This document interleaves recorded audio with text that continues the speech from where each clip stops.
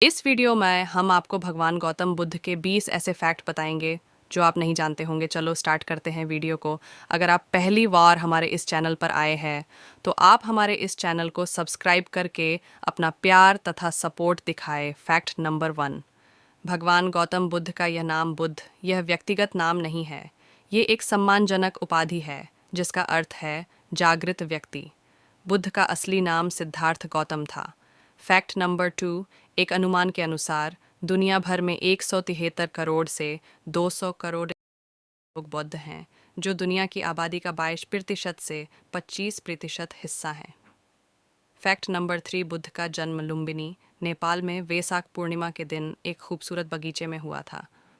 Fact number 4। अन्य धार्मिक प्रथाओं की तरह बौद्ध धर्म में किसी व्यक्ति को किसी निर्माता, ईश्वर या देवताओं में विश्वास करने की आवश्यकता नहीं होती है।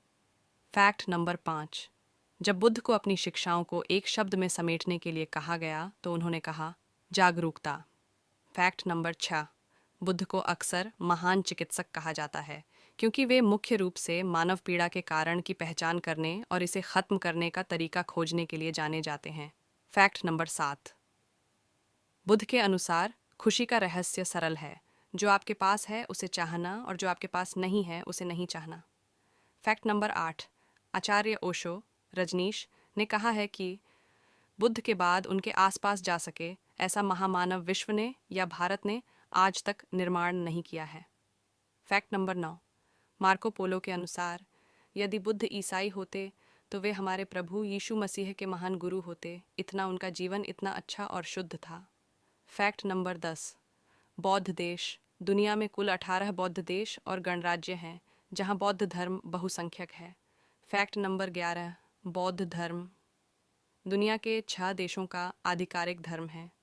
Fact number 12। बुद्ध को आमतौर पर लंबी कानों के साथ दिखाया जाता है जो ज्ञान और समझ का प्रतीक है। Fact number 13। धार्मिक जुलूस सबसे पहले बौद्ध धर्म में ही निकाला गया था। Fact number 14। जब वैज्ञानिकों ने बौद्ध भिक्षुओं के मस्तिष्क का अध्ययन किया तो उन्होंने पाया कि ध्यान ने वास्तव में भिक्षुओं के मस्तिष्क की तरंगों को इस तरह से बदल दिया जिससे खुशी और लचीलेपन की भावना में वृद्धि हुई। Fact number 15। बुद्ध के महापरिनिर्वाण और अंतिम संस्कार के बाद उनकी राख को भारत में उनके अनुयायियों के बीच विभाजित की गई और उसे विभिन्न जगहों पर दफनाया गया था। प्रत्येक कब्रगाह पर एक बड़ा गुंबद के आकार का भव्य स्तूप बनाया गया था। Fact number 16। भारत में बौद्ध धर्म को पुनर्जीवित करने वाले बाबा साहब आम्बेडकर की छवि या प्रतिमा एक बोधिसत्व के रूप में भगवान बुद्ध के साथ स्थापित की जाती है। भारत के विहार, स्तूप, चैत्य जैसे बौद्ध मंदिरों में बौद्ध सम्मेलनों एवं कार्यक्रमों में तथा धार्मिक व सामाजिक रैलियों में बोधिसत्व बाबा साहब आम्बेडकर और तथागत भगवान बुद्ध की प्रतिमा एक साथ दिखती है। उनकी भारतीय बौद्धों के बीच की लोकप्रियता ने तथा उनके बौद्ध धर्म के महान कार्यों ने उन्हें भगवान बुद्ध के समकक्ष स्थान दिलाया।